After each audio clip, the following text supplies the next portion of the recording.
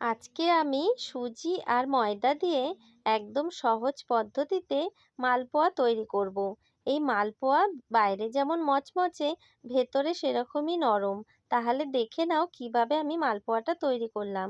প্রথমে একটা বাটিতে নিয়ে নিলাম 2 হাতা ময়দা, 2 হাতা সুজি, সামান্য একটু নুন দিয়ে ভালো করে মিশিয়ে নিলাম। তারপর দুধ দিয়ে একটা গোলা তৈরি করলাম। তারপর দিলাম পরিমাণ মতো চিনি। চিনিটা দিয়ে ভালো করে গুলে নিতে হবে। চিনিটা যতক্ষণ গুলে না যায়। এই ব্যাটারটা খুব একটা পাতলা হবে না, আবার খুব ঘনও হবে না। একটু ঘন থাকলেই ভালো হয়। তারপর কড়াইতে তেল দিয়ে দিলাম। তেলটা গরম করে 1 হাতা গোলাটা দিয়ে নিলাম। তারপর এপিঠ ওপিঠ লাল করে ভেজে তুলে নিলাম। এইভাবে সব মালপোয়াগুলো আমি ভেজে নিলাম। আমার রেসিপি তোমাদের ভালো লাগলে প্লিজ লাইক আর সাবস্ক্রাইব করো।